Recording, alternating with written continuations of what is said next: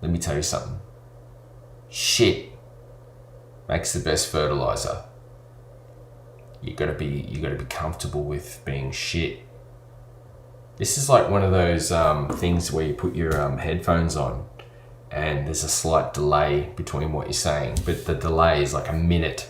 So I've got to think, what I'm thinking now is a minute forward from here in time. Fucking hell.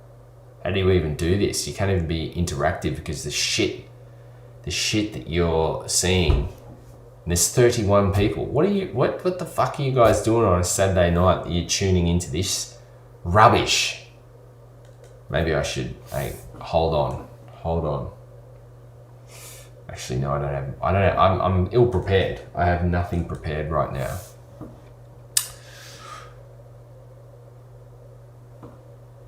It's not publicity.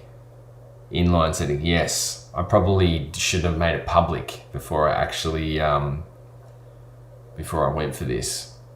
But anyway, of the 35 motherfuckers that are in this thing, let's have a chat. What do you want to fucking talk about? How pissed off were you at Download UK used last year with 3 great songs? Well, to be honest, Michael, I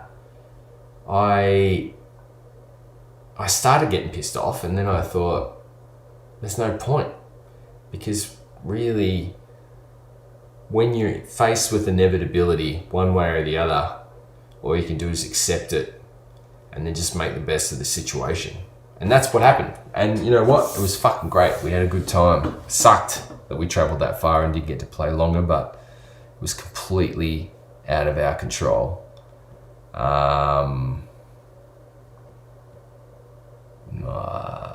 Yeah, exactly. Jono. True. When you're locked down, sing us a song. Any requests?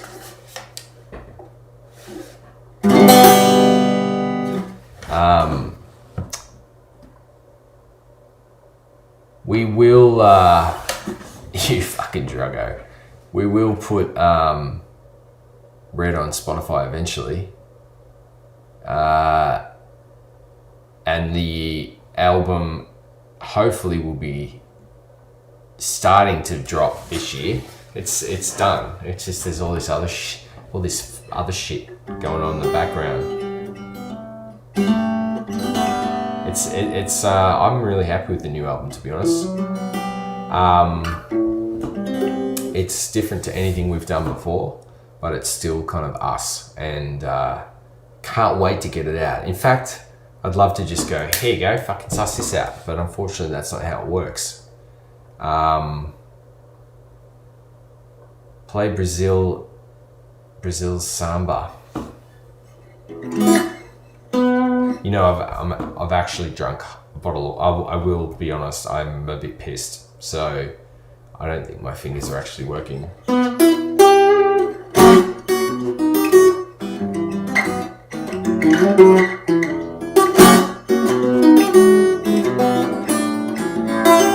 That's all. I don't think I can go beyond that.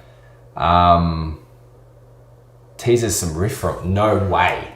Look what I'm playing. It's a fuck. This is a cricket bat. Some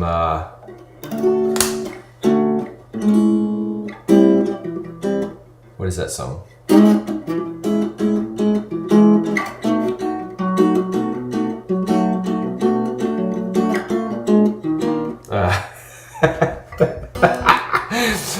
I shouldn't have this. I shouldn't have this with me. What's the brew of choice from an Aussie to another? Yeah, Jono, let me tell you, mate. I've actually been getting into a Tassie beer from a brewer called Shambles, and I've been enjoying it. It's much. That's correct. My fingers are not working. It's like craft beer for people who don't fucking like craft beer, which is me. I'm a heathen that just likes regular lager. Play some cricket. I could fucking with this thing. Who's the new bassist? The new bassist is a fella called Somatic Audio U-Track 24. It is 10 whole music. I like this if you need to make a decision.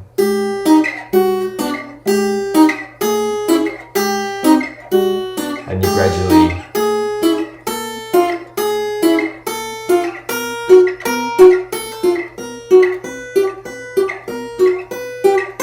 hipster Ozzy. What? Who's a fucking hipster?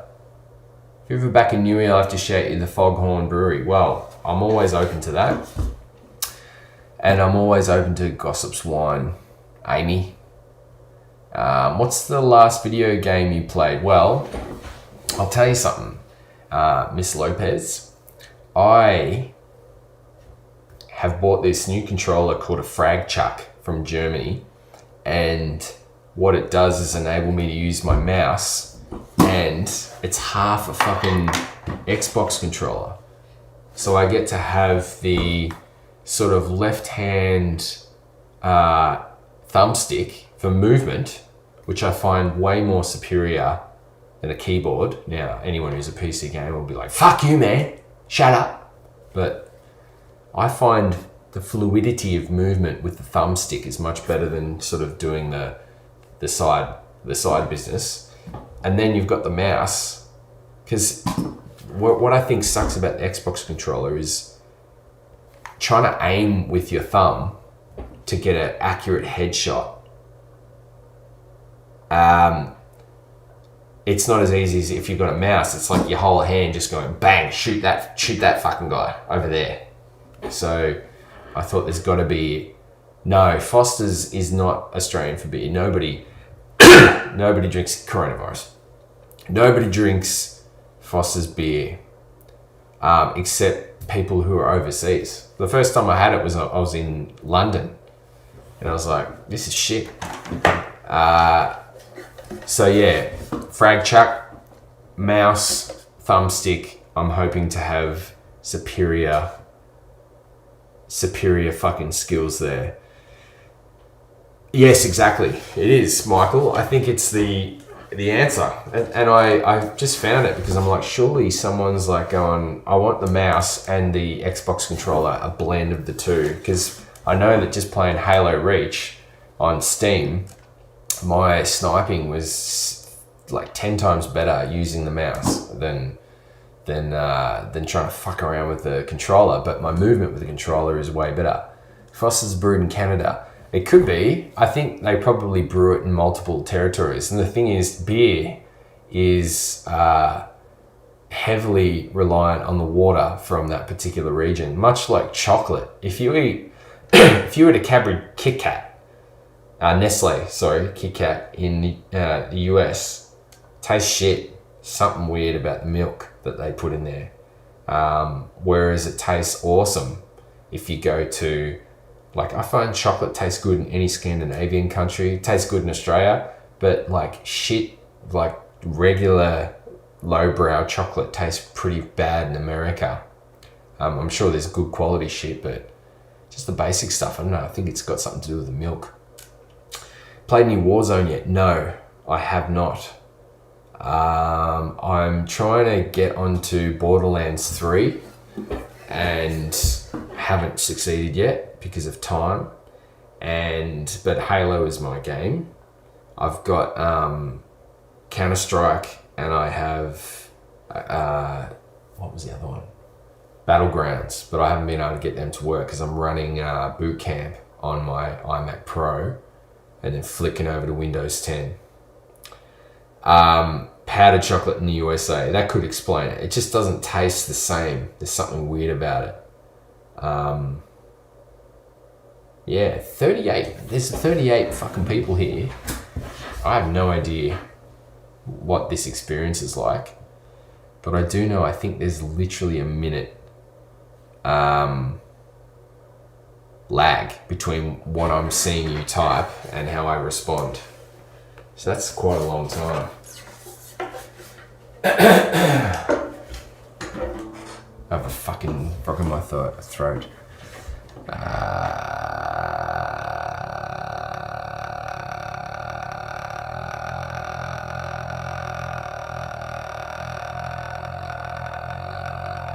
You know, the genre that I'm into, I just learnt, is actually called loot and shoot, where you fucking, you know, you steal shit and make your guns better. Like, and they're different, and I think they randomize in Borderlands, so you're constantly getting new weapons that are generated within the game. So, yeah, how about that, eh? Oh, fucking Sipu. Bloody... The lows. We've got multiple members of the League of Extraordinary Shitheads have joined us in this thing. Sipu, I just pressing buttons. I'm trying shit out. And here I am. Nut muffler. New Shuriken news. Yes.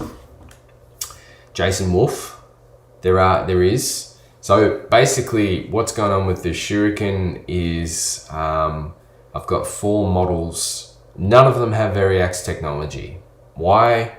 Because I don't make Variax technology. I wish I did, because, you know, I do heaps of shit. But I've made 4 models, and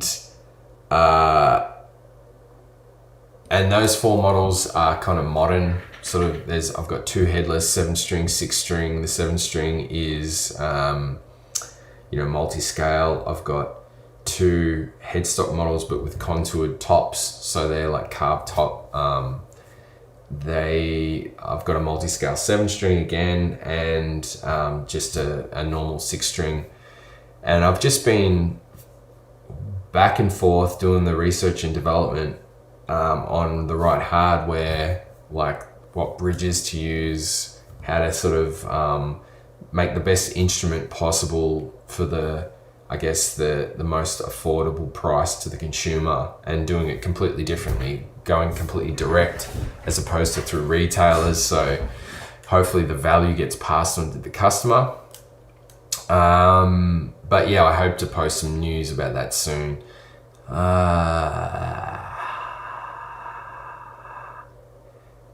No, the music from the Mortal Kombat trailer, it's actually the Mortal Kombat theme song. All I did is just sort of, you know, made it metal. It's that that's actually back in the day of the original Mortal Kombat theme song. So I just sort of fucked with it and made it heavy. I should redo that because it feels like it's lacking bass in the example, but I literally just smashed it out in, you know, a very short time, because I was like, I don't see how the kind of rap thing, like, no disrespect to that rapper, I'm sure they're probably massive and, you know, all that kind of shit, but from my point of view is like, it doesn't go, you know. They need something sort of, they need to stick to the original theme. The theme from Mortal Kombat was fucking awesome. You just need to like modernize it a little bit, much like that bloke, he's an Ozzy that did the Doom soundtrack, you know, because everyone liked the music from Doom. You just had to reimagine it. What do we got? Get a Shuriken out and hit us with a riff from one of the new songs. You know what? The album is done, and I'm not even sure I could even remember how to play any of this shit. That's the idiotic thing about how we do stuff in 12 Foot Ninja, is we piece this album together like we're building a fucking Jenga tower, and then we're like finished it and like, fuck, how do you play that? So that I haven't been through that process yet. So, and I've had a few drinks, so I'm doing a YouTube stream here. Why are you dressed like that? Okay, you've got 1 minute to get out of here before people know you're here. She was doing a Zoom party with her friends dressed as Britney Spears, but all she had is this Austrian shit, so she kind of looked like, the hills are alive, you know, Britney Spears. I didn't finish my fucking sentence. Mortal Kombat. Yes, I did mispronounce that. It's the fucking shit show, mate. Yes, it is. This is a live version.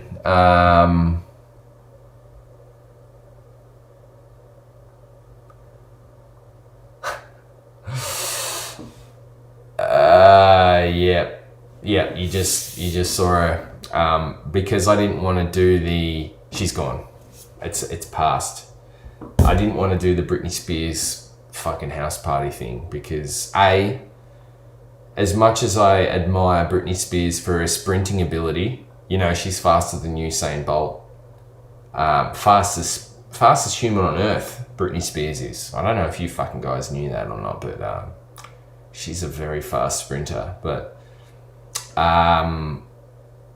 yeah, I couldn't do it because they were playing all this shit music and, you know, I was like, what am I going to do? So I'm like, okay, I'm fucking around with this. What's in the case? What's in that case? Let's see. The case. How did the collaboration with Leo come about, Marty Johnson? You know what? The collaboration with Leo, we were playing in Italy for a like trade show thing for Line 6. The whole band came over and I met this dude called Leo because I didn't know who he was, to be honest. And that's because I don't fucking watch YouTube. So I didn't know Leo, or that he had like 28 billion subscribers on YouTube or anything like that. And then I since meeting Leo, he's a really, really good dude. And I love the Teenage Mutant Ninja Turtles theme. I would like to remake that. But anyway, with Leo, I sort of got to know him and yeah, good guy, and he likes fucking Lego. He's got Lego tattooed on his fist. And once I sort of met him, I got to know there's this whole world of YouTube. Fuck yeah, I've watched Tiger King. I couldn't get enough of that shit. And you know what's hilarious about Tiger King? Is apart from the fact that the whole thing is fucking hilarious, but all of my clothes come from my good friend Jose Mangan in the US. Anyone who's in the US probably and has SiriusXM probably knows who he is. Anyone who doesn't, he's like this sort of DJ dude, because we don't get SiriusXM in Australia. He's a legend. Like, he is the most unique motherfucker I reckon I've ever met, because he is literally 24/7 metal. Like, that's all he lives, breathes, eats, shits metal. And he works for this company called Affliction, who do these, you know, all sorts of different shit. And I come from Australia, I didn't know jack shit about Affliction. Jose's just like, dude, I get all these fucking clothes for you, man. He's fucking giving all me shit. And like, you know, I'm like, okay, so there's this MMA kind of like UFC connection to Affliction. And then I was just wearing the shit out of it, as I am now, like this. I'm just, because it's actually good, it's all really good quality. And then I'm watching Tiger King, and one of the fucking cunts on Tiger King is just wearing Affliction head to toe. And I'm like, I've got that shirt. I've got that fucking... It's so good. Why did the guitar teacher get fired?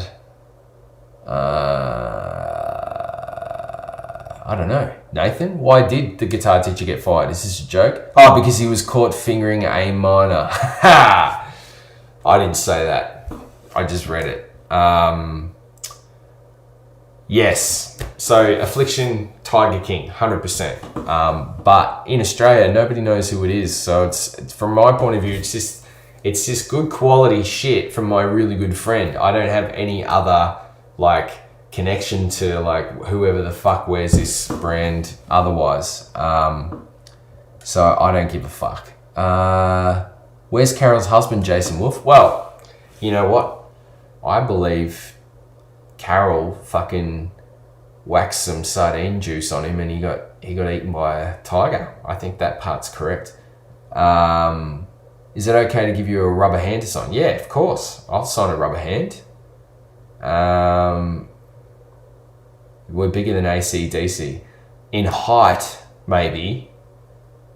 I'll tell you that much. When I was, I went to a guitar center and it had Angus Young's like handprint, and like his whole hand fit in like my palm. He has this tiny little baby hand.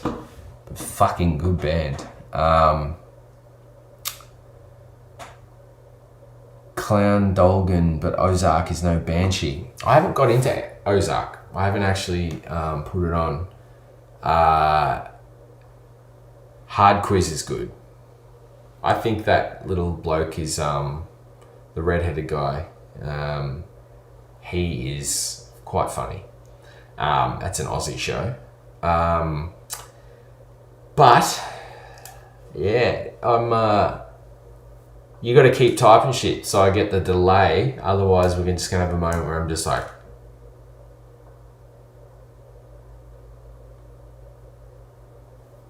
give us a bit of Apache on that old cricket bat guitar, mate. Fucking Frog Leap. Here he is. What a legend. He's one of the 54 people. Do you know that if Leo jumped on this shit in his own time, there'd be 2 million people listening to Leo. He's a crazy bastard.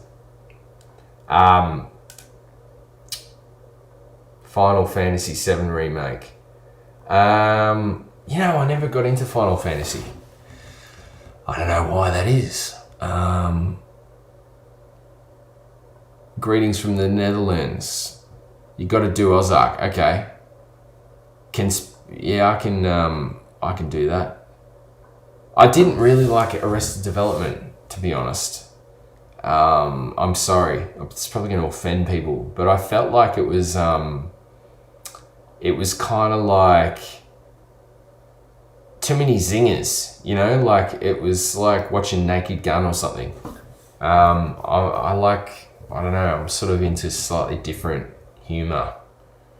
I didn't watch a lot of it, but it was just like lots of zingers lined up. Lego is expensive, but I'll tell you what, if you want to get cheaper Lego, you just gotta not buy the syndicated shit, not buy the stuff that's like Avengers or Batman or whatever, because you're paying like quite a premium for the licensing situation. Whereas if you get the straight up shit, it's not that expensive, but it's also not as cool. Whereas the 1989 fucking Batmobile Lego is the best. It's the best thing going around. Can you play the first part of Kingdom slowly? Well, I don't even know if I can play it slowly in my current state. And we're an octave lower. No, that's not right. You mean something like that.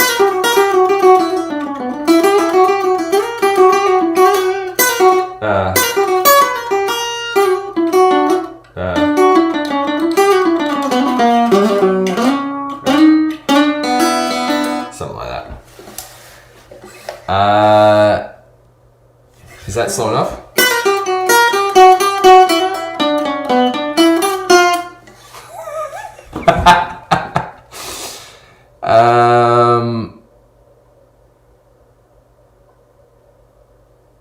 Did you buy it already? The Batman Lego? No, I haven't yet bought the Batman Lego because I'm still paying off my kayak. Leslie Nielsen farted live TV. Well, I wouldn't be surprised. Yeah, I'm still paying off my kayak. The vocal battle, yes. Well, that shot me to fame in Uzbekistan, actually, and I've been doing lots of streaming gigs in house for like royalty, just singing mainly, just doing mainly singing stuff. A lot of high pitched sort of angelic ballads is my main forte. What's your lasting memory of the recent Brisbane concert? Well, that one, you know, I was actually concerned of dying because I'm like, everything's covered in water and everything is plugged into an electrical outlet. And everyone else is standing in water, and water's a conductor. So if I die, everyone's going to die. And I thought, this is probably dangerous. And then I was like, who's going to call this shit? And no one really knew, but we just did it anyway. And I got so fucking hammered that I couldn't play my parts. So that was the way I dealt with it. Anyway, what else?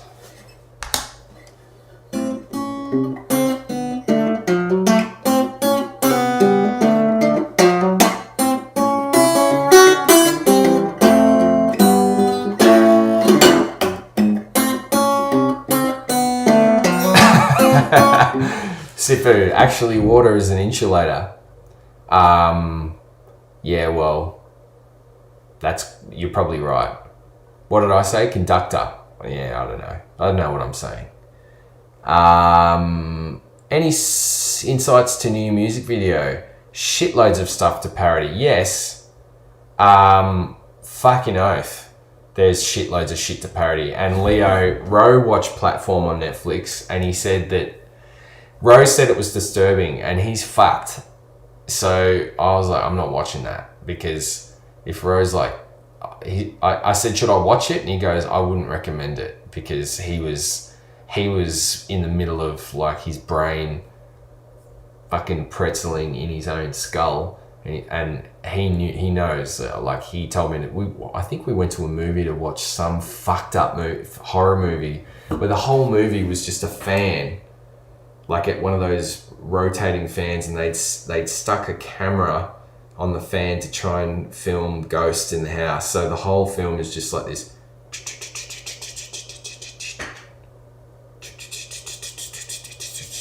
kind of footage, and then you see a little fucking thing go like after 20 minutes, and you nearly shit yourself.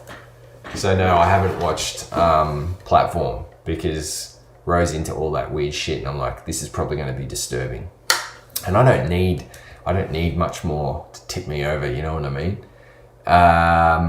Any insights to new music videos? I went back to that one. Yes, well, we're working on 5 videos right now, and it's a lot of work, and it's very difficult when you can't actually. Have you had a chance to watch Puddle of Mud cover? I think I've seen that. I've seen a clip of just him singing all the high bits, and it was well, yeah, I'm not sure about it. It was kind of like, you know, good on you for having a crack. And I mean, he's doing that kind of like strained thing, but it might have been a bit too strained. Yes. Yeah, Amy, you're correct. Sipu is there with the facts. Okay. Nathan's saying it's tame, just fucking watch it. Here in Brazil, artists are doing live shows on Instagram during the isolation. Team should do it as well. Well, Tasso, the only thing is I moved interstate this year. I'm actually in Tasmania. I'm in the little bit that's not connected to Australia, and the rest of the guys are in Melbourne. So the unfortunate truth is we can't play with no latency at this point in time. We could play, but I'd be like I am now, like a bit fucking, you know, a minute behind. If you were chosen to make your own torture trap for a Saw movie, what would it be? That is a good question. I would like to put someone's head in a vice and like be able to just, you know, just tighten it up so they can't move, and then get a wood planer and just gradually just plane their face off. Like that. I think that would be pretty good. Is that the same as a trap?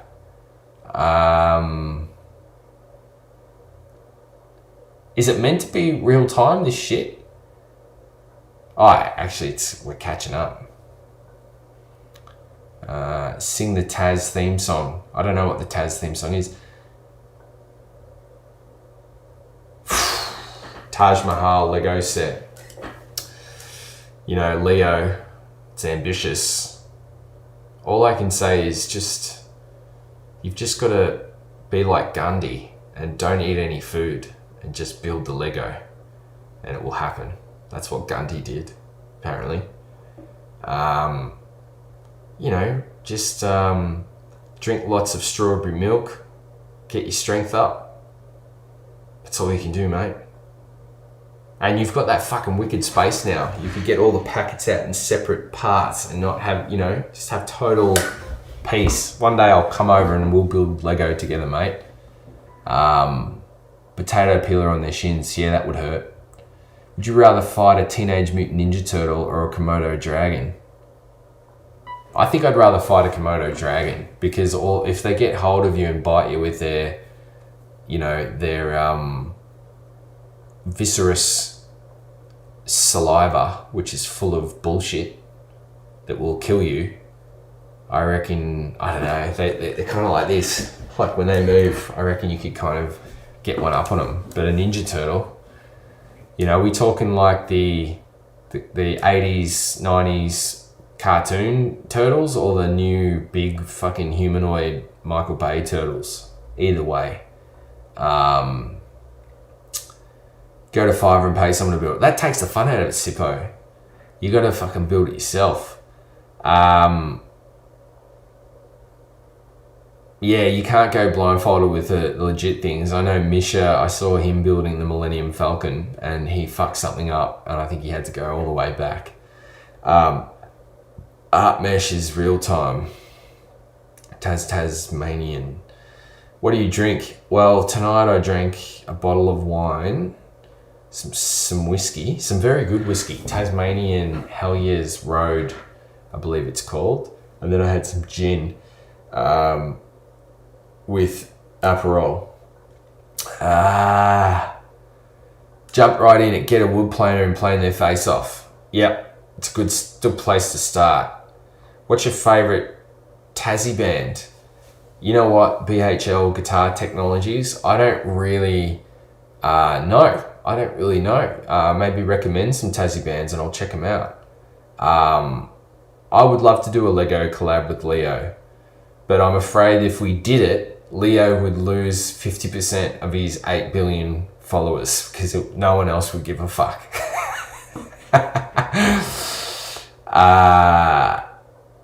Can you talk about your feelings about vinyls and special editions? Well, my feelings about vinyl is, hey, if people are digging physical copies of shit and they're, you know, doing this sort of nostalgic retro, like audiophile kind of thing, then there's nothing wrong with that. Personally, I don't have a vinyl player. I do own a bunch of vinyls. I used to have I used to call them records, not vinyl. I just used to say record. I had a record player, and I had some sick records, like lots of lounge shit, really quirky lounge stuff. But no, I just didn't keep up with it. So, but if people are digging our shit on vinyl, I think it's great. And I mean, what's weird is you've got CD sales going down and vinyl sales going up. So there's a certain, I think, bunch of people that really value good quality hi-fi equipment and all that kind of stuff. Where are we? We should be going to bed, but my wife and I are stuck watching this shit show and getting stupid drunk, so thank you. No worries, mate. Hey and junk. Pinot Cask Hellyeah's Road. It's Pinot Noir Whiskey, Hellyeah's Road. Psychroptic, yeah, everyone knows Psychroptic is sick. Yeah, mate. Amy, when you're in Tassie, you got to drink Tassie alcohol. Haven't run into Psychroptic. To be honest, I don't. Since being in Tassie, I've gone down to Shambles Brewery and checked out their shit, and I talked to the ladies at my son's childcare, and that's all the people I talk to. Otherwise, I'm just sitting in this studio doing shit. And that's all. I did talk to a fella at JB Hi-Fi, and I have bought a picture frame from Spotlight. And I also bought a mat for my son that's got all the roads on it, so we can drive the cars on there. But I don't really talk to people. I'm a what you call a extroverted introvert. The Boys. Yes, I have seen the TV show The Boys. It's fucking awesome. I did like that.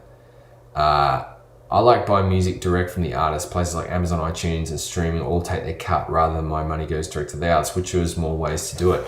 Stephen Davey, yes. You know, that's a common thing. I think the reality is when you're sort of with music to distribute it, there's often going to be other people putting their hands in the cookie jar. I think often the best way to support the artist is to buy fucking t-shirts. I remember Misha made a joke at Periphery, are a t-shirt company that plays music, and more often than not, that's true.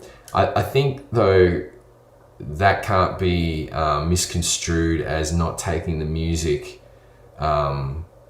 seriously, but I think might get a bit heady, but there's intrinsic and extrinsic motivation, and I think anyone who plays kind of music that you could vaguely put under the veil of experimental has to be intrinsically motivated. They want to do it, they want to create it because of for their own reasons, for the thrill of doing it or whatever. And because of that, they can't turn down the knob on, just make it shitter because nobody cares about what the value is. It's like you have to make it good because it's sort of a compulsion that you have. So, summary is t-shirts probably make more money than music, but yeah, even though I'm aware of that, I still put everything into the music as well.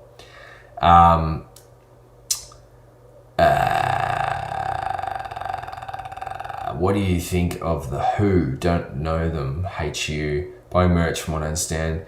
Play K-San. I would if I knew it. You guys working with Forrester on this new album? Yes. Forrester has mixed and mastered the new album. I've pretty much just done, it's the same in terms of before I produced it. Forrester mixes and masters it, and he's done a killer job. G'day, Johnny Lee. You got the Busy Cat mug. Sick. I haven't even got one of those. I drink 400 gallons of coffee a day, so I probably need to get one of those. Games, guitars, and gore. Merch is one of the only ways bands make money now on live shows. Yeah, well, live shows are definitely off. That's definitely not going to happen for quite a while. Until there's a vaccination for this corona shit, I don't think anyone's going to be doing anything that has an audience for quite a while. What was your favorite childhood toy? For me, I fucking loved Dino Riders. I also loved Star Wars. I had original Star Wars toys, and one of my biggest regrets that's actually shaped the person that I am today was I had Yak Face, the rarest Star Wars action figure there is, the original Yak Face, and some fucking little bastard in primary school traded me. He's like, I'll give you a G.I. Joe for that one. I didn't know it was Yak Face at the time, and I did it. And only later did I realise I got stitched up so bad. I gave away Yak Face for a shitty G.I. Joe. Bullshit. But yeah, I definitely liked that, and I mean, I was big into still have the 1989 Batmobile, that you'd pull a little kind of lever and it would shoot yellow torpedoes out the front, which was fucking radical.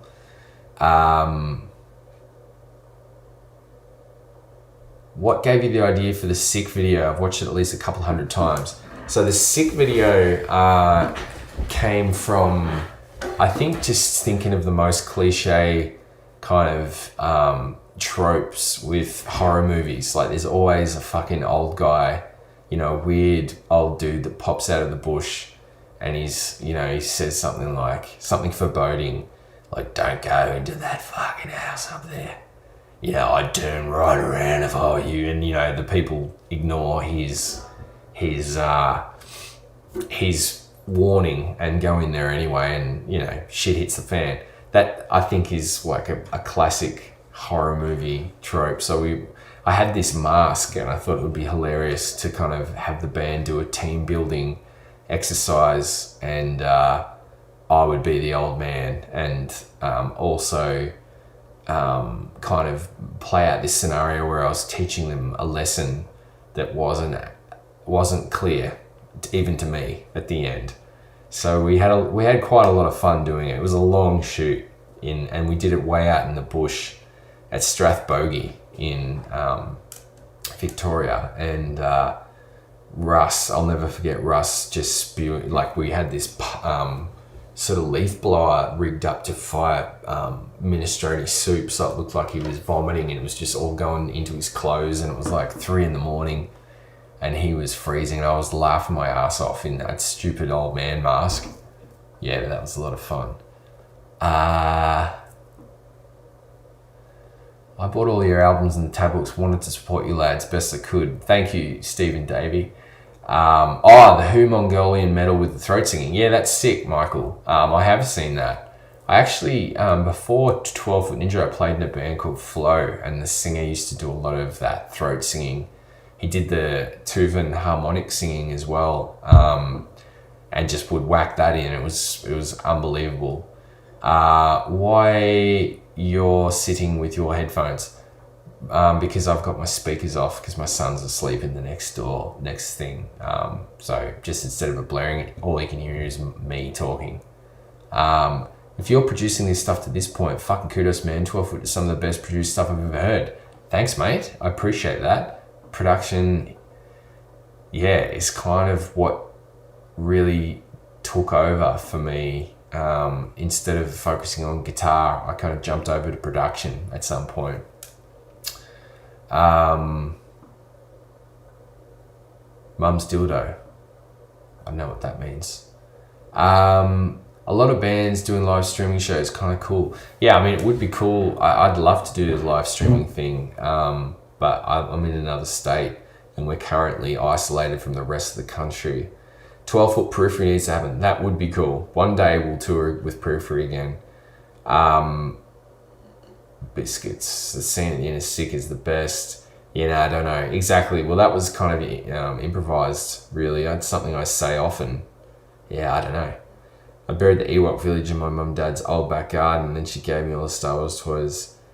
Do you know how many times, Mimic Creative, do you know how many times I've heard that same fucking story where someone's mum gave away all of their awesome toys, like all of their Legos, all of their Ninja Turtle shit, all of their fucking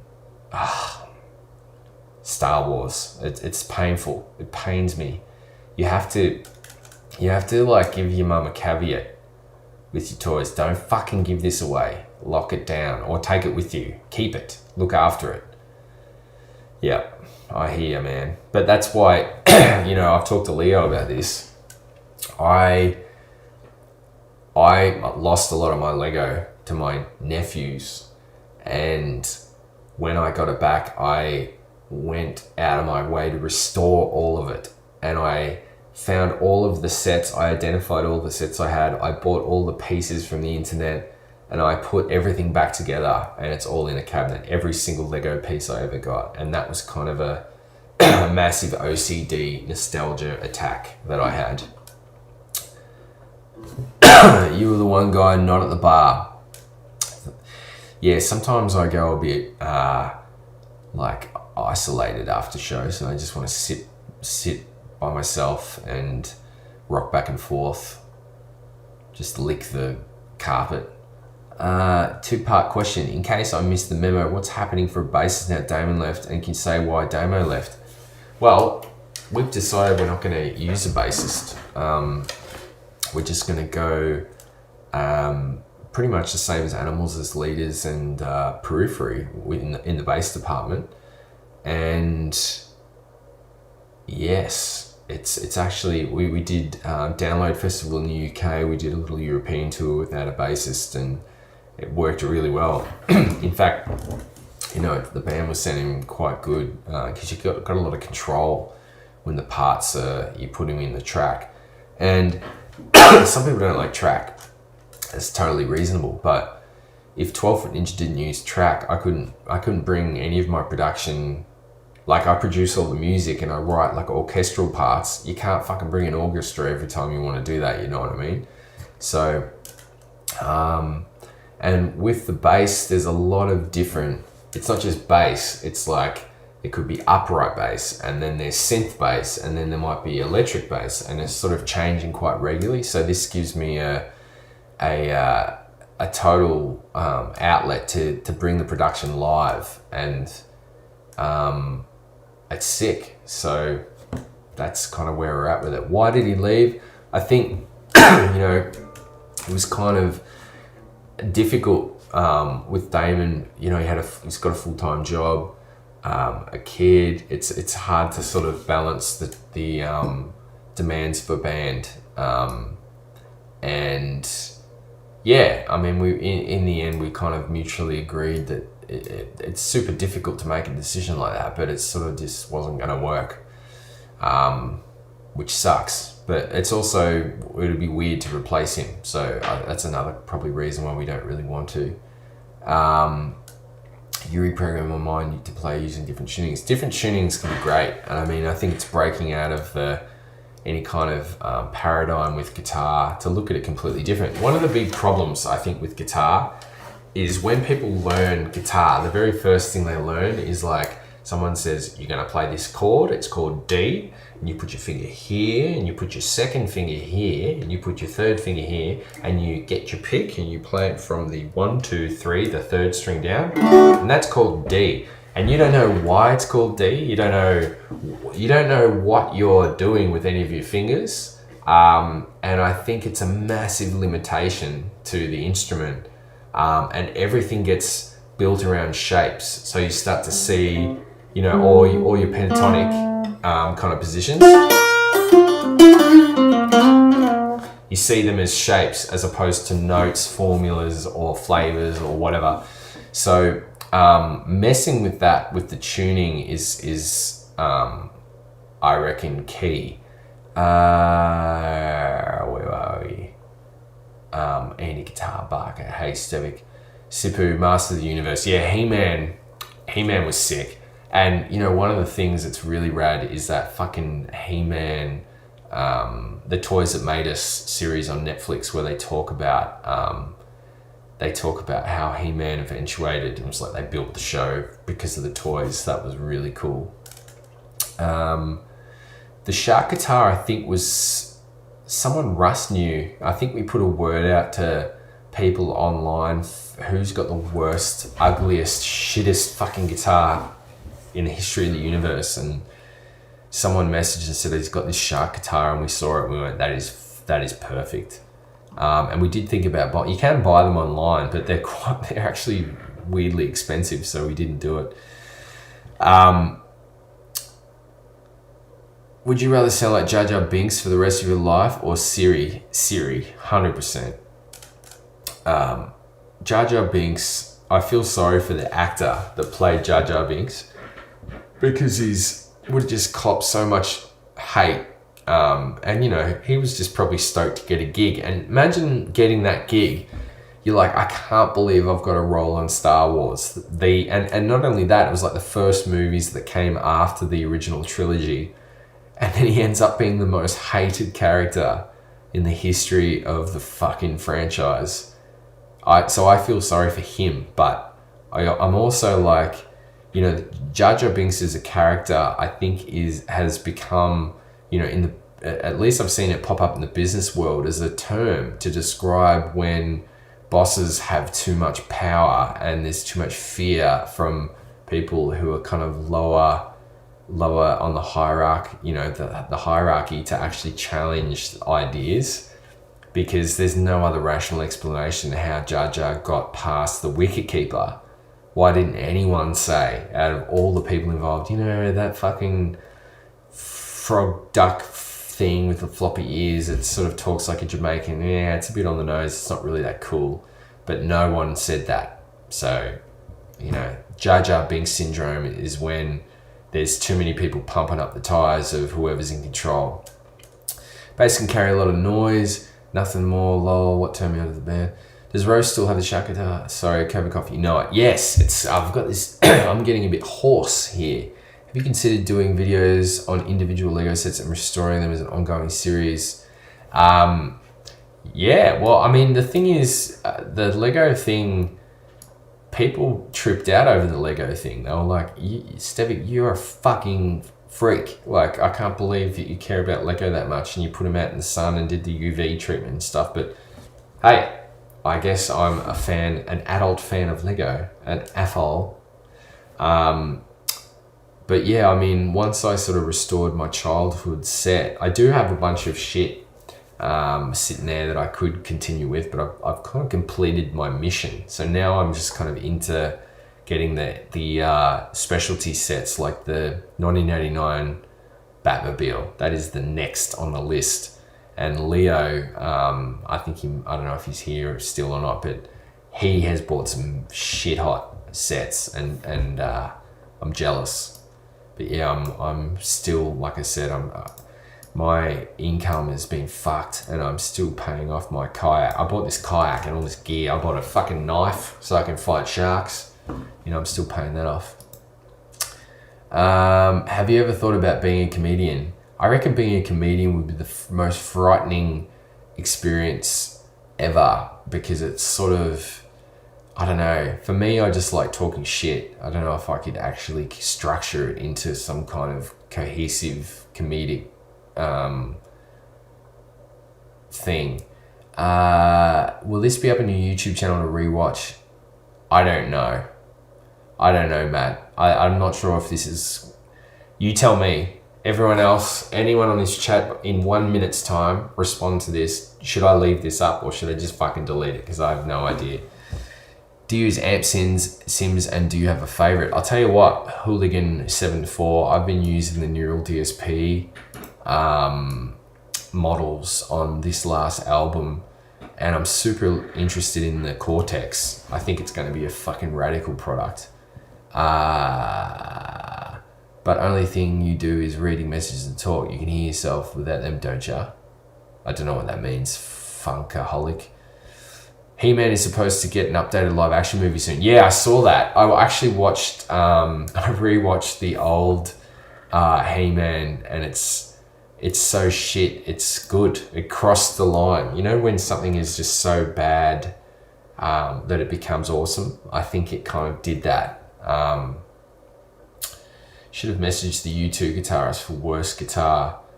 Has he got a shit guitar? I don't even know. Jar Jar is Palpatine. Well, that theory would have been good if that came out, but I mean, I suppose it would have been a bit silly as well. Thoughts on Devon Towner? Devon's awesome. I did a interview with Devon on my YouTube channel, and we talk about heaps of stuff. And I really like his new album. I think it's super ambitious, and I feel his pain from being that ambitious and how much work there is to do that. How's your animation project going? I'm not sure which one that is, but I'm always working on shit, and more will be revealed about that soon. Where's your 18 to 30 string guitar video? You know what? I'm probably always going to play 6-string guitars. I'm too used to it. Even though I do all the funky tunings and stuff, I think, oh, that's a joke. Yes. Okay, well, I'll move on. Whatever happened to the idea of a 12-foot ninja game? That's still on the plate. But I mean, what happened was with the game development is everyone I spoke to was kind of in the service provider mindset, and it's like, yep, I'll do it. It'll be like $60,000. And I'm like, well, I don't even know what the return on investment will be, and I just want to make cool shit. That's the problem, is that, you know, I'm not dissing that view, but it's like a lot of the time I think like a fan of cool stuff and I just want to make cool stuff, but there is a whole business element. So if the right person came along with the right skill sets, it's like, hey, I want to do something really cool and I think we could make something that I could justify the time spent, I would be 100% open. Will Wheaton made a career out of being the most hated character.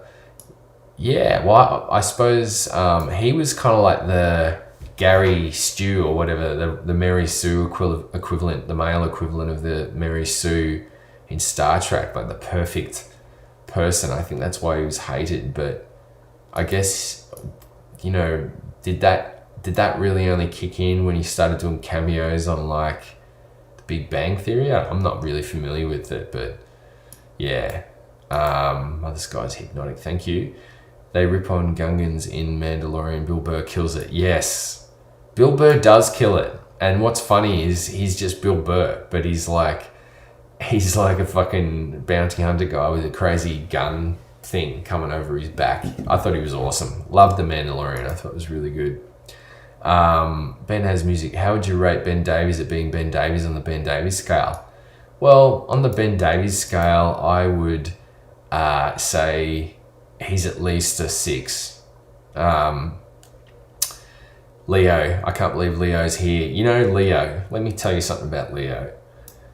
Leo Frogleap is one of the hardest working motherfuckers I've ever met. And that's why he deserves everything that comes his way, because he does it. He gets out there and he fucking does it. And it's not easy to actually just go, I'm going to do a new song every week and build it into some kind of schedule and perform it and, you know, do all that sort of stuff. So for that alone, I'm amazed that he's actually wasting his time listening to this fuckwit in Australia. Who are your dinner party guests? Any person at any time? I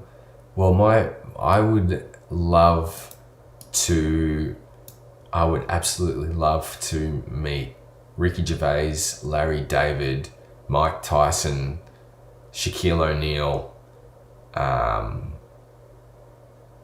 who else? Mike Patton. But yeah, mostly Larry David and Ricky Gervais. And I'd also like to meet Mike Tyson. I think those three would make an interesting dinner guest. Except if you get Mike Tyson on a weird day, he might threaten to fucking murder the other two guys. So I don't know. Are you missing regular life or gigging life more than the lockdown?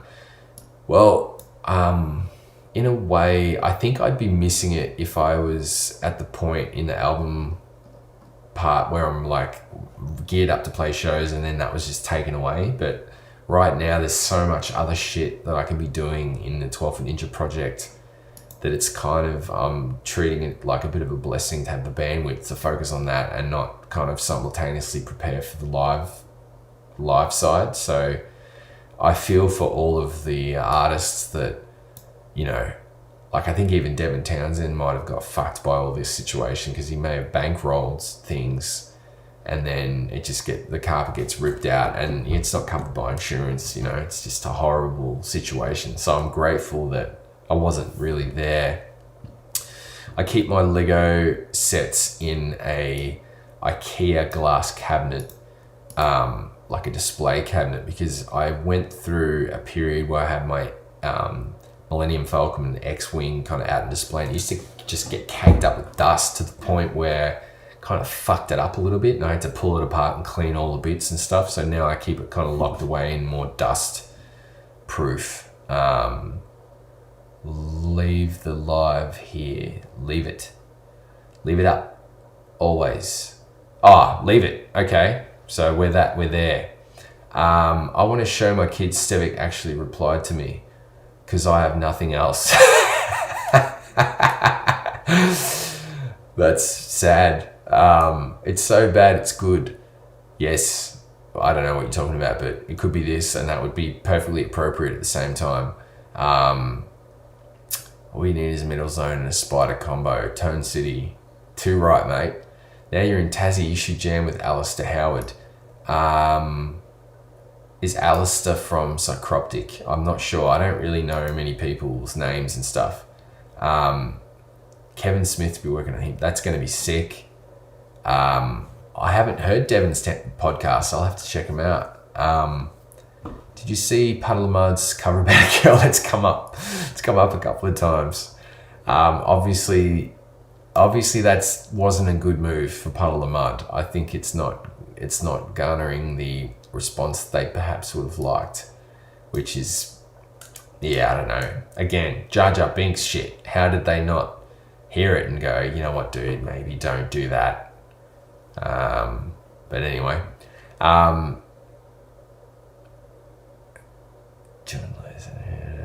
would you rather the aliens that made the first Kombat be robotic or organic?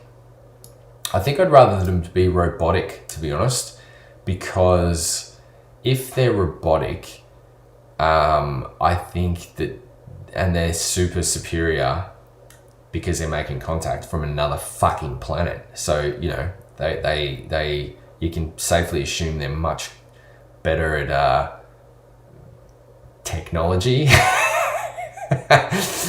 I'd rather them be robotic, so you know that their logic is like dead on, and part of your brain could go, well, maybe any kind of rash decisions are for the best.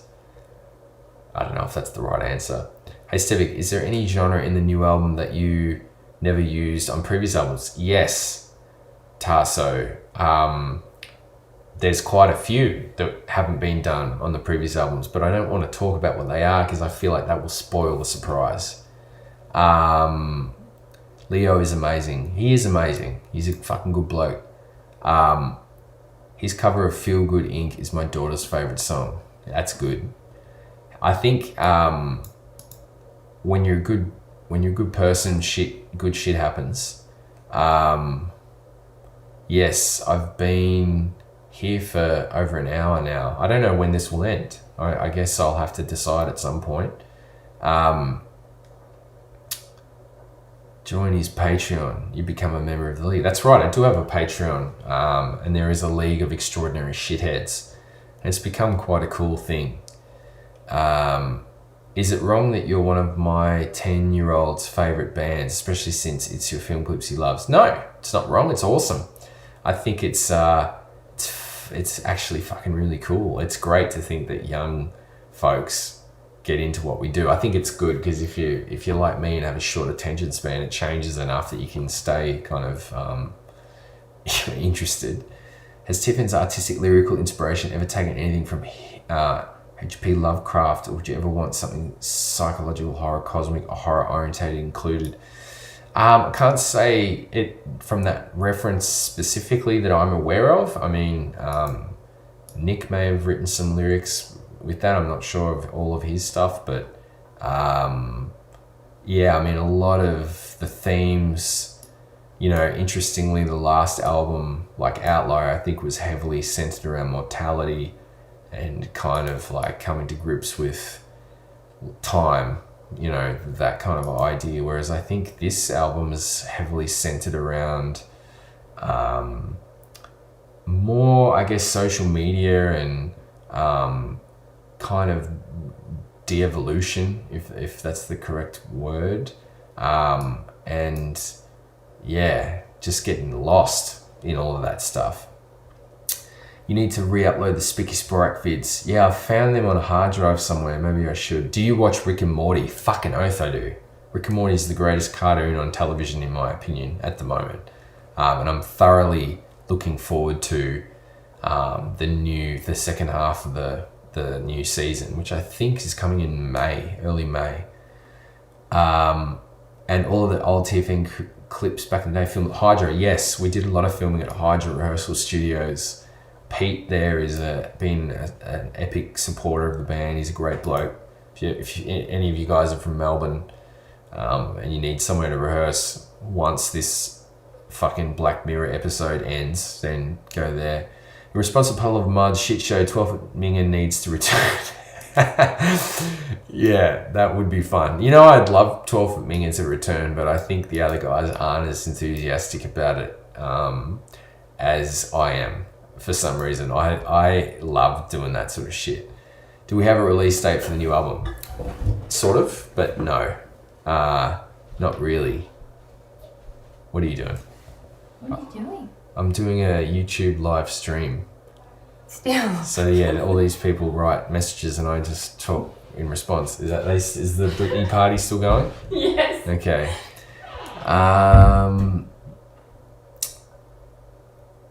The new album, the release date. I think the album in its entirety probably won't come out till next year, but I don't know. Could come out this year, but at least some new shit will come out this year. What was the funniest thing you've seen recently online? The funniest thing I saw recently online, every day I see funny shit online, especially on Facebook fucking videos. I don't really have a Facebook profile. I just use it to run pages, but the video button is, I see crazy shit, often fights in public places, but I can't think of anything specific. Actually, I often like it when people scare people and they fart. What goes 99 clonk? I don't know. I'm not sure, Michael. Holy shit, I just watched the Puddle of Mud thing. That shit's fucked. Poor Puddle of Mud. Oh, man. It's terrible.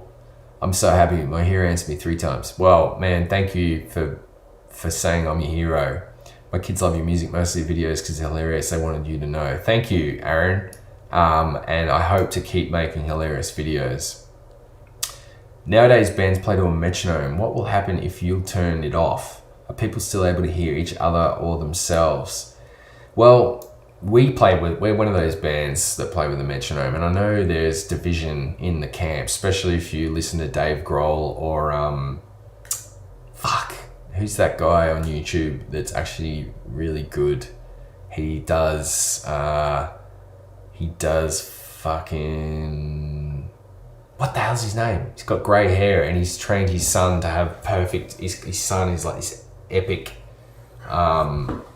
music, has a music ear. I can't remember his name. I think he might be from Texas, but he's really good.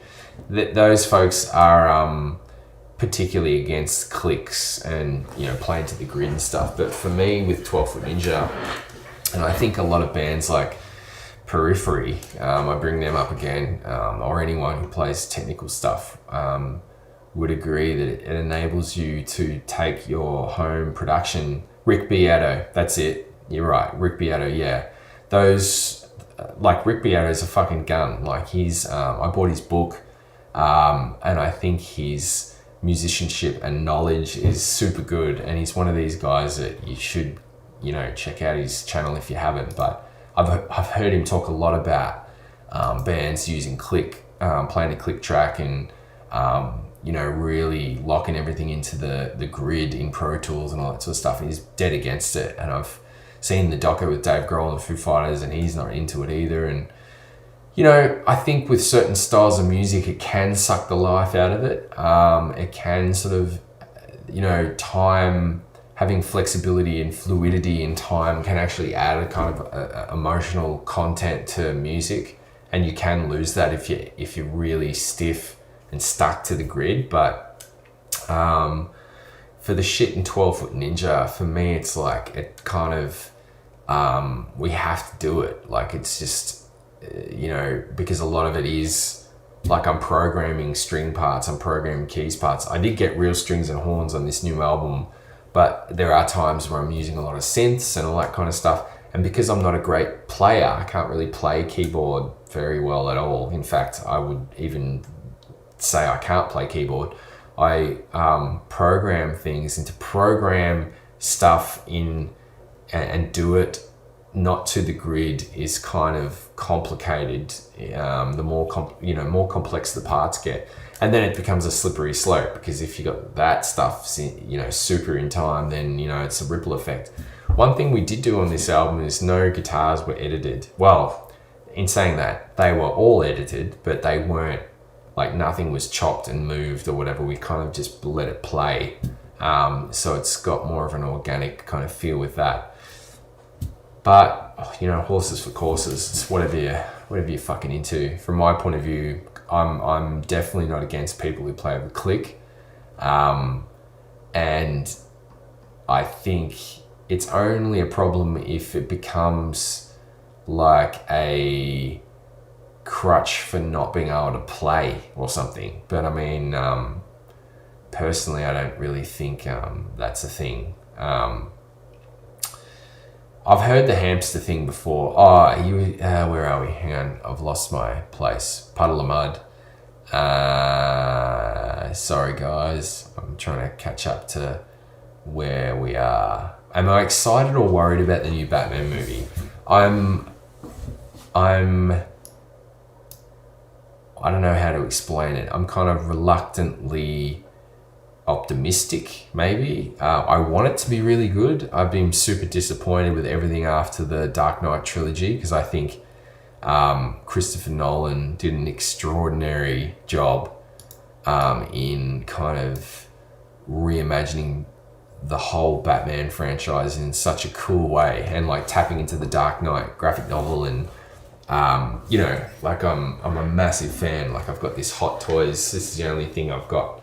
This Dark Knight Hot Toys. I don't know what you call this. It's not really an action figure. It's more like a realistic to scale kind of thing.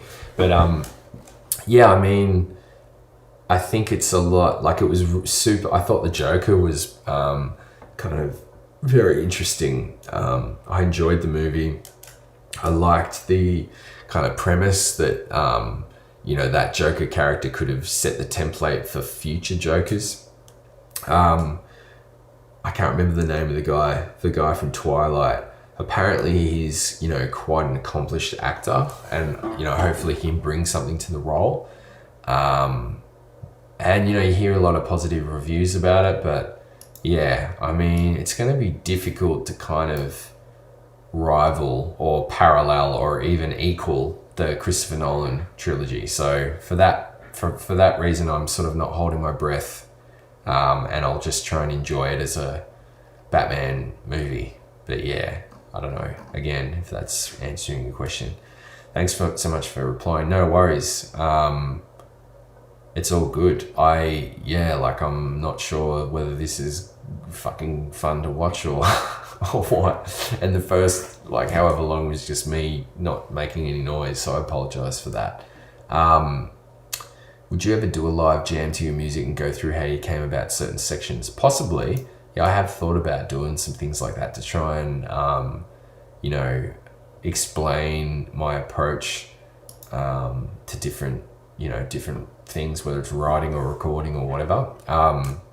I think, Andy, if you have any specifics, I'd be interested to hear from you, because often I don't really know what's interesting to people, because, I find it really difficult to try and cover any behind the scenes stuff of making an album, because it's just hours and hours of exploring sounds on the computer and not doing a lot. Like physically, it's all sort of all happening inside my own my head. So if there's anything specific that you're thinking you'd like to uncover, hit me up and I'll do it. Funniest thing online must be a certain comic with reverse sexual organs in Yes, Sipu's talking about a comic where a woman had dicks on her boobs and fucked a guy's eyes, which were vaginas.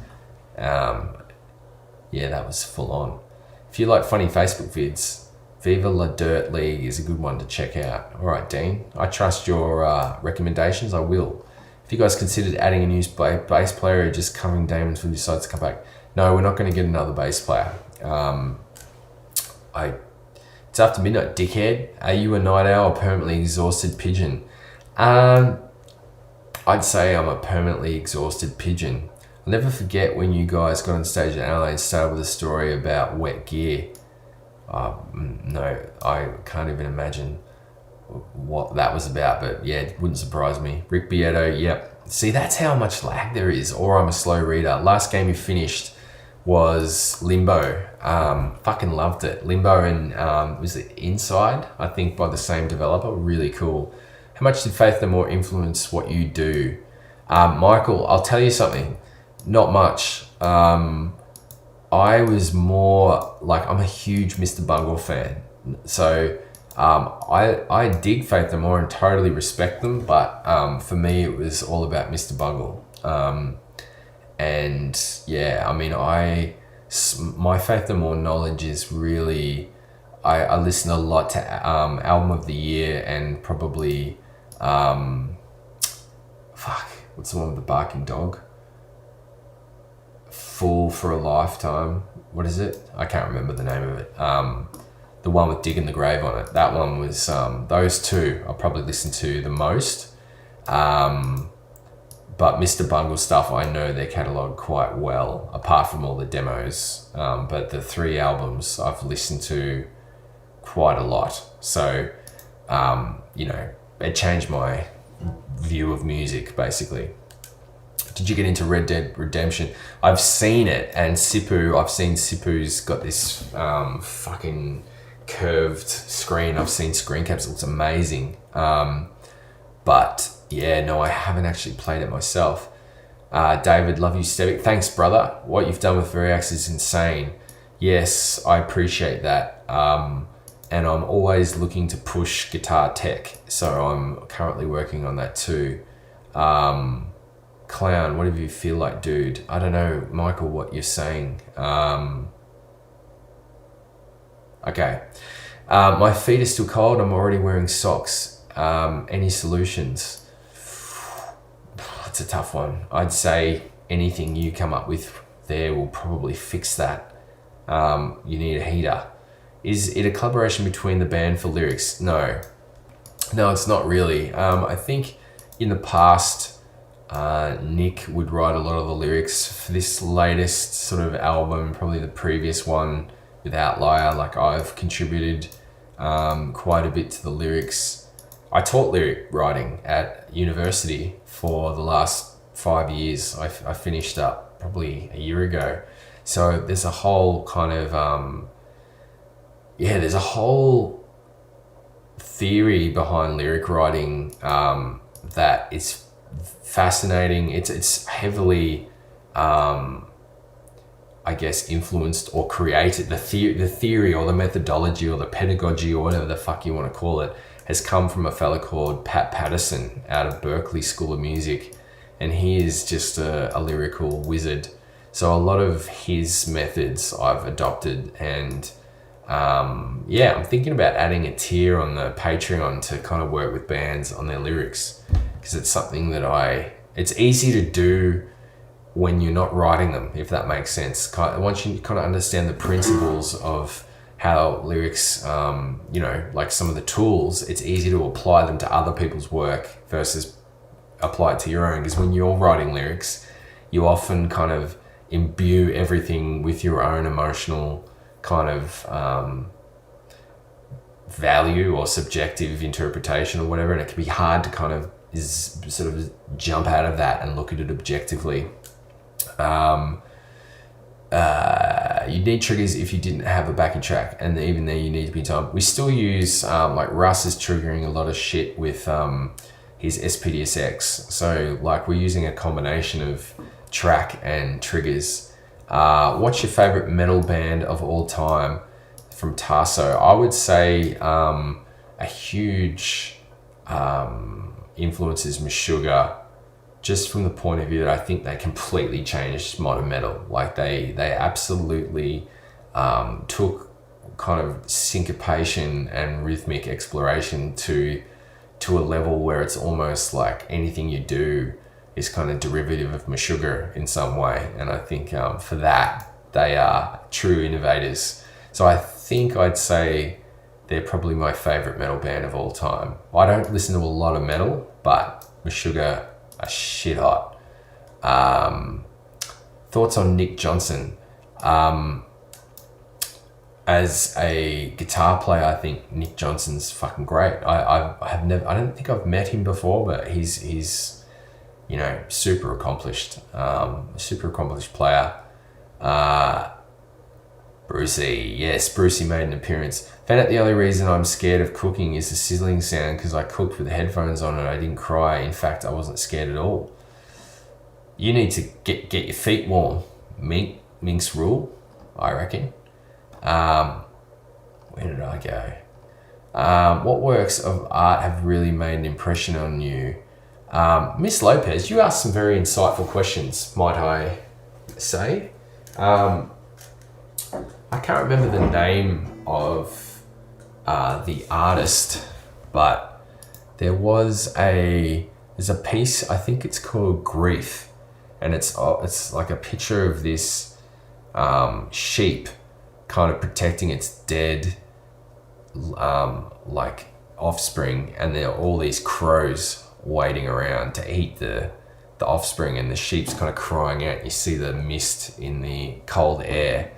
To me, as soon as I saw that, the intent of the artist was immediate. Like, you immediately kind of got the feeling of grief seeing that picture, and it kind of struck me as, that's the whole point, I think, of that's what I think the whole point of art is if you can somehow have an immediate emotional response in the person who's perceiving whatever it is, which is super difficult to do, especially if you play music like 12 Foot Ninja, because a lot of what we do is very cognitive. It's like, that was clever how you went from there to there. So it's kind of hard to have that evocative element, and that's been a big motivator for this album as well. Did you ever listen to or learn any Chet Atkins, Jerry Reed songs? Luke, not directly from Chet Atkins or Jerry Reed, but through Tommy Emmanuel. Like, I'm a huge Tommy Emmanuel fan, and obviously Tommy's a massive Chet Atkins and Jerry Reed fan, and Chet obviously rated Tommy very highly with the whole certified guitar thing, but no, not directly. Most stereotypical Aussie thing you've ever seen?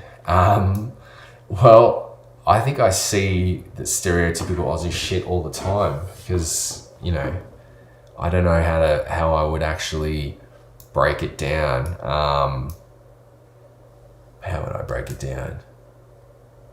I think what I love to see is when people get pissed at parties, especially if they're drinking VB stubbies, and they use the stubbies to articulate their points, but then they share fight moves at parties. Like, they're like, no, what you gotta do, mate, is if he comes that way, you gotta watch your shoulder, because it gives it away. Once you see that, you fucking duck and weave, you come underneath, and then fucking whoop.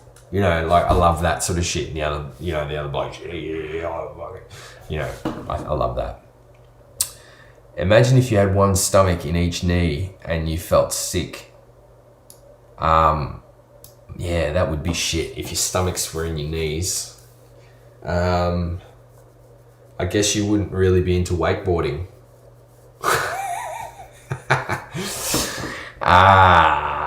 Mr. Bungle, best. I hope Mr. Bungle actually fucking makes the new album that I know I've heard rumors they're making a new album, but I dig I like the thrash shit, but it's not really the Bungle that I fell in love with. So I hope that if they do a new album that they keep doing the exploratory stuff. Ninja Running, Bright Burner.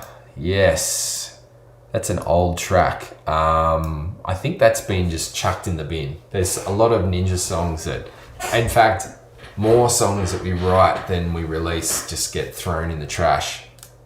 King for a Day, Fool for a Lifetime. Yes, Sipu, correct. I heard Mike Patton. Mike Patton. Another thing with Mike Patton, I really liked the first 3 or 4 Tomahawk albums, and I loved what he did with Peeping Tom, especially with Dub Trio. I really enjoyed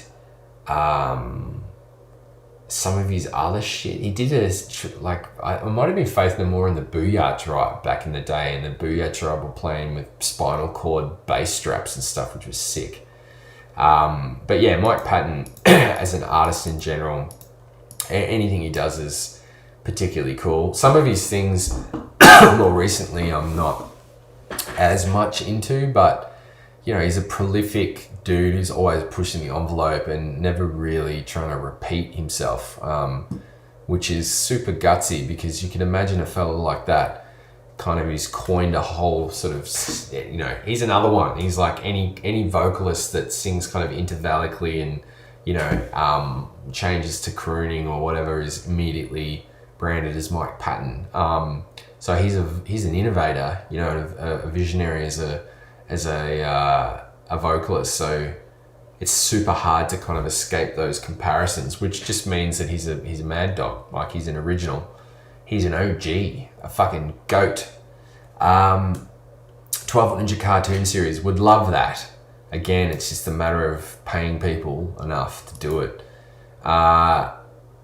No, I never finished the full production of Peter Gabriel's Sledgehammer. I sort of did it for the point of the video and then went, why would I keep going? This is going to take forever.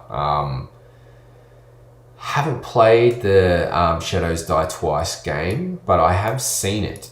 Is that, I believe it's like a ninja themed game, but I'll have to check that one out. The new song we played in Adelaide, it will be on the new album. Yes. Slock More Socks is responding, I believe, to the Mink person about how to warm up their feet. Mink's rule. I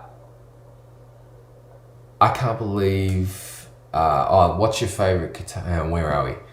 Possible idea for a video would be how you approach writing stuff. Like, do you start simple and then start layering? Do you go about choosing those juicy chords you use in the jazzier sections?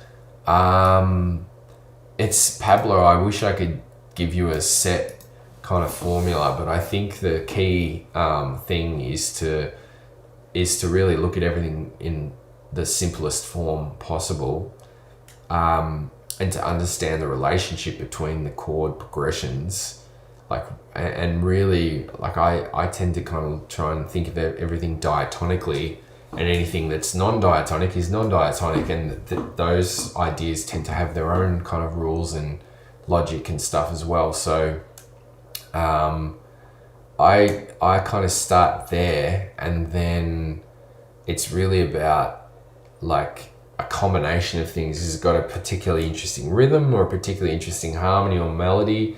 And, you know, it could be a combination of those things, and then they kind of influence what happens next. Yeah, I don't know if that answers your question. It's a difficult one to answer, because it's sort of, a lot of it just happens in, you know, not verbally. Hey Civic, why the move to Tassie? Cheers, Leo from Euroblast. Leo. I went to I came here because my wife's a neurologist, and there was an opportunity to work in Tassie for a year, and we're like, fuck it, let's do it. And then the hell broke loose. So yeah, that's it. I'd love to send you some ideas of what to cover. How do I get in touch? I'm on Instagram. It's probably the best one. But yeah, I mean, covers, from my point of view, covers are it's really about Nick's voice, you know, more than anything, because he's got to sing this shit. But we've got something coming up soon that, yeah. What's your favorite guitar chord? I think it might be an A minor 9. A minor 9. I like that one with the out of tune cricket bat. I can't believe this wasn't the first thing I said, but do you remember having technical issues with the first one, which was Allied? You said it was like your guitar was playing Pornhub. It's ridiculous that I would laugh at that, because I forgot it, but I'm like, that's funny. Do you like Tool's new album? Haven't heard it, to be honest. We went and watched Tool in Amsterdam, and it was sick, but we also had some space cake, and I fell asleep. But yeah, the fucking Tool, you know, when I went there, I went, that's rad. We all rip off Meshuggah. Yes, I mean, when they've pretty much coined every possible rhythmic combination and they've done it so brilliantly, I think people will be ripping off Meshuggah for a long time. What would you suggest a solo artist do online to get decent exposure of his music that he's produced himself? To get exposure, I think you got to, well, here's my opinion on that. Don't pay a publicist. Don't really, you don't have to really do anything, but it's like, you know, I used to have a diagram where you draw a person and then you draw a circle, and it's like, imagine that person in the circle is you. That person has made some music, and the circle is everyone that's in your inner sanctum, your relatives, your best friends. They're going to hear the music and they're going to, you know, 9 times out of 10 give you encouragement and tell you it's sick. You can't trust that shit. It's nice for the self-esteem and stuff, but it's not indicative of the actual market. So it's when you break out of that next circle and then you get people who know those people, but that maybe the second degree from you, they start responding to that. That's encouraging, but it's when you get to the next circle and the next circle, when you're actually getting complete strangers finding your shit and responding to it, that you know that what you're doing has legs. That it's much like fishing. There's 2 analogies with fishing that I could use. One where you rig up your hook so that the hook is lower than the sinker. You know, you might want to sort of catch flathead or whatever, or, you know, whether your sinker is at the same point as your hook or whatever. Fish that are on the bottom, basically, versus fish that are closer to the top. You set up your lines differently. It's like you've got to kind of experiment to see what works, and then you know, you've got to have multiple rods in at the same time. There's that metaphor. You know, it's not great, but you know, you can interpret it one way or the other. The other one is when you're fishing and your sinker is on the bottom and you feel it bouncing on the corrugated sand bed, you often confuse that with getting a bite. But when you do get a bite, you know you've got a bite. Yeah, don't know if that helps, but promoting yourself, I think you just have to sort of not work on bulk, but work on, like, it's not about quantity, it's about quality. So just keep kind of working on it till it gets to a point where you feel like I think this is really good. If strangers think it's really good, then you know you're onto something. I could talk about that shit for like hours. Minx Rule, do you like Tasmanian honey? Fuck yeah, I actually bought some honey from the market and it was particularly good. Heard any Sleep Token? Not yet, no. New TFN soon? Yes, soon. Soon is open to interpretation. 2020, 2021. 2020 there'll be new music. 2021 is probably I don't know. It depends. It's so everything got thrown out the window with COVID, so I don't hold me to anything, but yeah. Were the ideas for the videos from a director or did you guys come up with them? So I've directed most of the videos, I think all of them actually, and I write the majority of them as well. So I would say, yeah, I come up with a lot of that shit. What's your favorite Olympic sport to watch? Man, Miss Lopez, you should write a interesting questions to ask. I think my favorite sport to watch at the Olympics is shit like shot put. You know, I want to see facial expressions on 500%, as Sippo would say. Is there any covers that you would want to record? Yes, and yes, have done it. Theo, how are you, mate? I know Theo. Self-titled Misadventures, bloody god tier music. Yes, fucking great.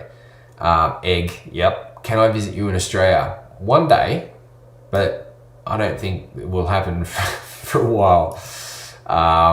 You said that you guys won't replace the bassist, so who's going to play bass? Well, Tasso, the reality is a lot of the bass lines were written by myself and Ro, and even some of the tracks that Nick wrote, a lot of the bass was kind of, the foundations at least were fundamentally there. So,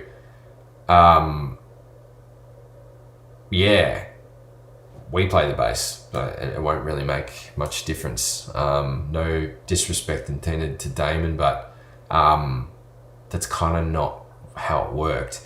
Would affects the tone of a guitar or not?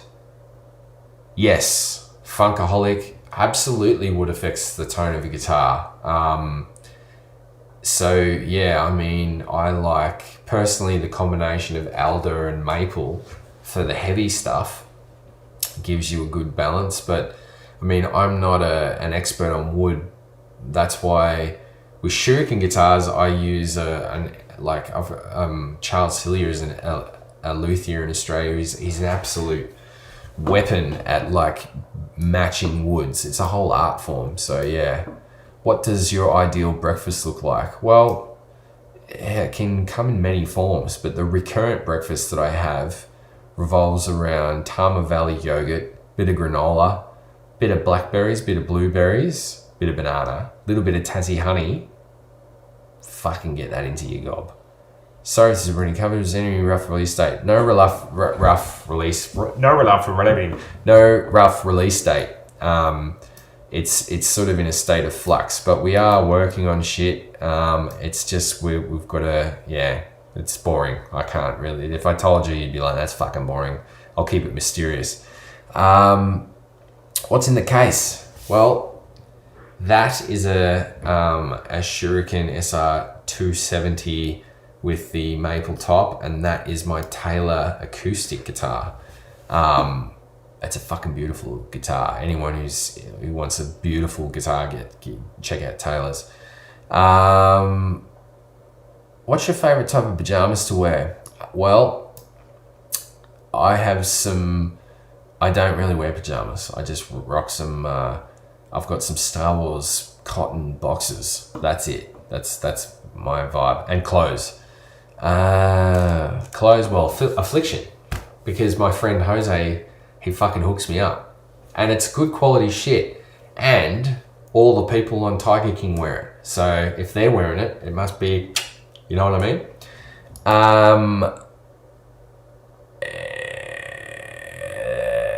No worries, mate. Minx rule. For some reason, I assume he sleeps naked. I can't sleep properly if I'm naked. I feel too vulnerable. I need to be ready to get out, jump out and do shit. You know what I mean? What's the purpose story of the dancers in Mother Sky, Miss Lopez?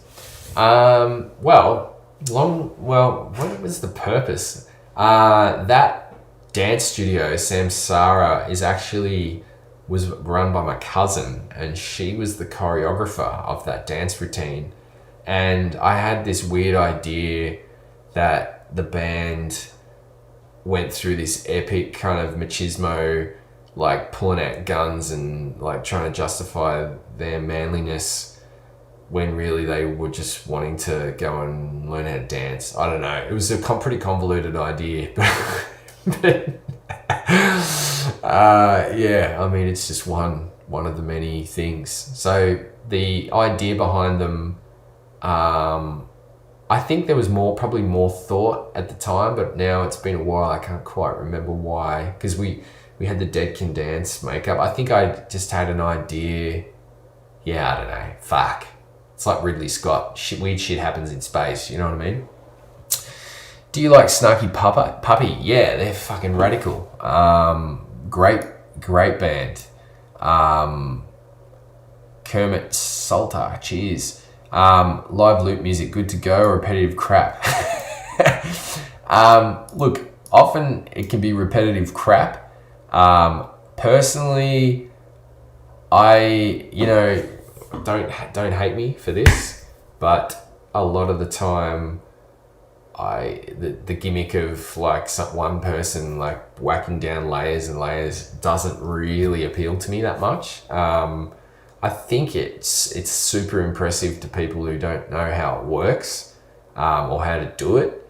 I think when you get people like Imogen Heap doing looping, that's a whole other ball game. Like she's like, you know, she's like a fucking doing all sorts of crazy shit. That's different. But if you just got the loop pedal and you get someone doing a stomp and then they're playing a bit of percussion on the guitar and then they do one thing, you know, I kind of get bored of that, to be honest.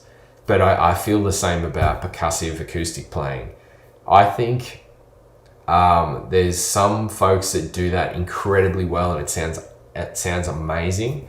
But often, I think the test for that kind of shit is shut your eyes and imagine it's a percussion player and a guitar player.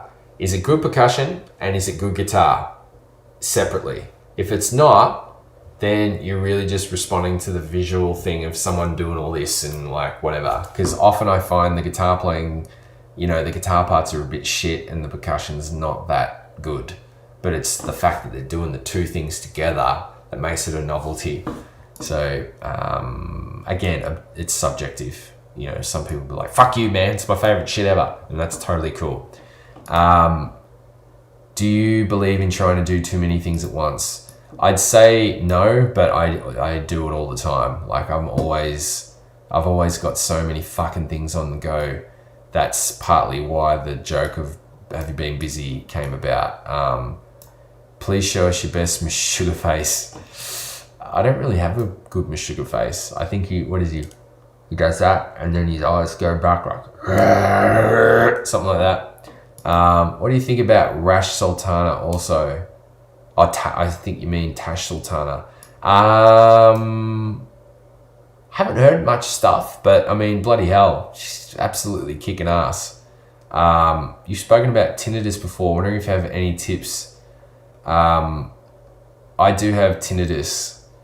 It fucking sucks, and my attention gets drawn to it sometimes. I don't have any tips. I do find listening to a fan is good, but yeah, if I get into one of those rooms where it's total silence, it tends to drive me a bit crazy. Show me your Shuriken. It's all packed up, man. I'd have to fucking, you know, open the case and shit. Brainstormed already. Hey Stevic, are you sticking with active pups for the new Shurikens or can we request passives? I'm going to be using Fishman Fluence pickups on the new Shurikens. So, but I mean, if you not into that, then you can always flip them out. And is Simon Grove cool enough for TFN? Simon Grove's sick. I don't know him personally, like we've met a few times, but yeah, I mean, I think he's got his work cut out for him with plenty doing all that sort of shit. Hey Civic, any possibility of an acoustic DVD like Puddle of Mud? Don't know, but yeah, maybe some acoustic shit. Can a tone of guitar wood travel through all digital gear we have and keep its originality then? Okay, so I think that original question may have related to Variax. Does the actual quality of the wood or the tone of the wood actually have an impact on the sound? Yes, I think it absolutely does, and I say that because I've owned many different Shuriken Variaxes with different wood, and I find that that it does make a subtle difference, but I can't say it's definitely not the same as when you're using pickups and relying on the resonance of the body to generate you know, more of the tone. But for example, the Shuriken that's just completely swamp ash sounds different to the one with an alder body with a maple veneer. Yeah, so I would say it does make a difference, but it's not like significant. It's less than pickups. What are some of the dumbest misadventures you've been on? Once I broke into the penguin parade in Tasmania and projected time onto a penguin. I hope that doesn't get me in trouble admitting that. I'll deny it if I'm challenged by authorities. But there were these Kellogg's cornflake packets where you could like get a clock that, you know, it was like a little laser that would project the time. And I once shone that onto a penguin's chest. So I have projected time onto a penguin. Many misadventures, but that's probably one of the dumbest because, you know, it was so much effort and for not much point. I caught up to the chat. Yes. How far is Tassie from the rest of the blokes? Well, and how often are you all in the same room? Well, at the moment, Tassie is what is it?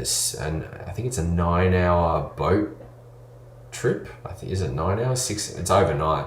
It's about an hour flight, less than an hour flight.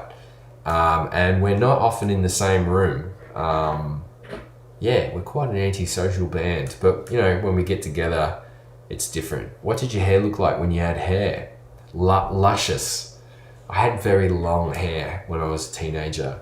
I had hair. It probably went down to here. I remember it was my armpits there. I think the hair came to about here. I had super long hair.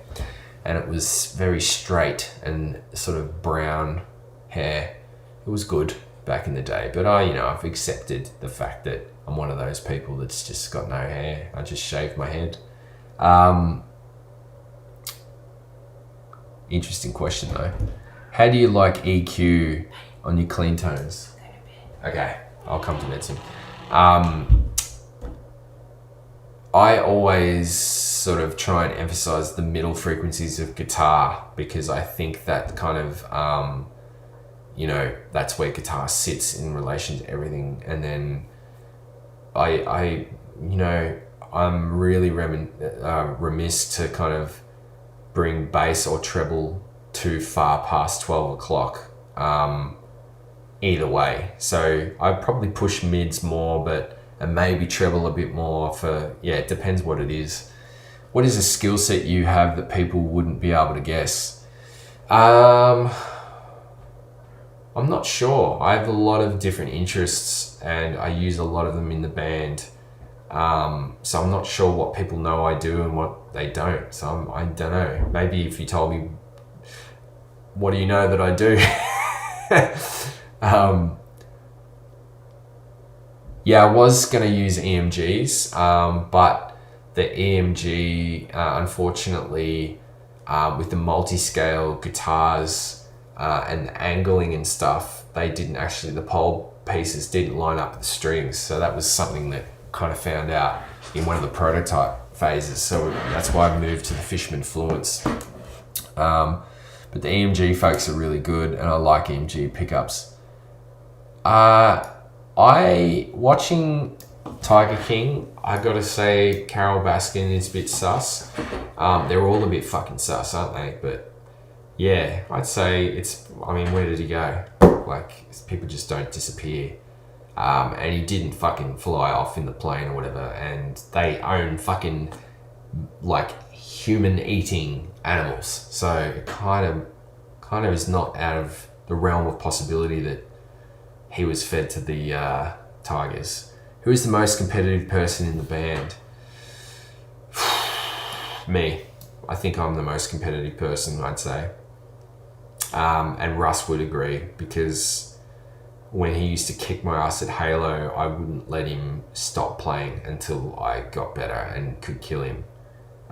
Pubes become teeth or teeth become pubes? I don't know, man. That is a fucking difficult one. I think teeth become pubes would be better. Easier to manage. It's like those people that have those, that grow their mustaches so they go over their whole mouth. Like Zoidberg, the fucking, it'd be like that, but inside your mouth. You could probably just get in there and sort that out. Whereas having teeth for pubes, I don't know about that. Stevicu baked. No, I'm probably sobering up by this point. But yeah, I did have a few drinks, but tell us a bit about your life before 12 Foot Ninja rap, YouTube music videos. Before 12 Foot Ninja had another band called Flow, and we were signed to the same label as Killing Heidi, and it was a horrible experience, but made lots of music, and had it work. Myself and a fella named Heath King, we were like brothers. He was an amazing musician. He unfortunately passed away, and I almost gave it up after that. And then it was actually my wife before we were married that was like, you should give it another crack, and that's when 12 Foot Inches started. So I might have to hit the sack soon. Cheers from Italy. Cheers to you. How did you meet your missus? Well, there was this social networking site called MySpace back in the day, and I had to get people to come to a show, and I noticed that her favourite band was Mr. Bungle. So that was it. We bonded over that, and then just started, chatting and shit. Punch a puppy or catapult a cat? Probably catapult a cat. Keep on rocking, great music. Thanks, mate. I really love your guitar and want to buy one with a Helix, but I read some reviews and there's some comments regarding the quality. Some buyers said the frets are too sharp. Should I buy one? Well, I mean, first of all, they aren't my guitars. The Shuriken Variax is my design, and I own the name Shuriken Guitars, but I don't make those guitars. Regarding whether the frets are sharp, that's a lot to do with the setup more than anything, and I think getting the frets installed properly and set up is a bit of an art form. So if that's the only problem, I wouldn't say don't buy a guitar because there's point sharp frets. You just get that set up, you get that sorted out. But yeah, I mean, I think it's also, you got to think, what am I paying for this instrument? Is it mass produced? All of that kind of stuff. But yeah, I would always get a guitar, and I have every guitar I bought, I've had it set up as soon as I buy it. It's like, I don't know, it's like when you buy a fucking set of knives and forks, you don't just start eating with them, you wash them. You know what I mean? It's that kind of thing. Have you ever thought about working with Evertune to come up with a piezo bridge? Well, I would love to do that. I would love to talk to Evertune. I mean, I'm agnostic with all this stuff. Like, I'm not tied to Line 6. I want to kind of work in the space of guitar tech in any capacity. So, yeah, I'm definitely not against that idea. How you overcome a classical guitar player. Usually people does classical under punishment, hates music in the end. Well, for me, I wanted to busk when I was in primary school, and because I lived in such a small town, my mum was like, nah, that would be weird if you're like on the street busking. So she found these things called Eisteddfods, but the only category that I could compete in was classical. So I had to learn classical repertoire. So I had this great teacher named Samantha Tout was her name. She later became Samantha Rainey, and she really straightened out a lot of my technique and taught me, a bunch of classical repertoire. I was really quite open and easy about my lack, some of my orthodox style. She also played me a lot of Frank Zappa and Tom Waits and all this different music, and exposed me to different stuff. So I didn't start classical. I think that's probably so I was able to kind of have flexibility. You told me to stay tuned for the Twitfin podcast vids, and they'll be on the band YouTube. Yeah, they will. They will be on the band YouTube. I just have to make them available. Thanks for reminding me.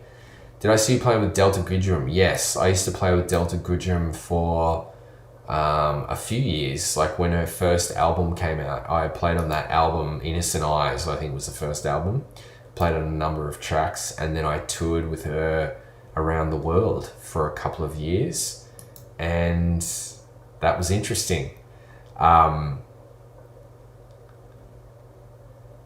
Do you play Quake? Halo was cool, but do you play PC game? Well, I started playing Halo on PC, and I haven't played Quake for many years, but I'm keen to actually get into Doom before I probably do Quake.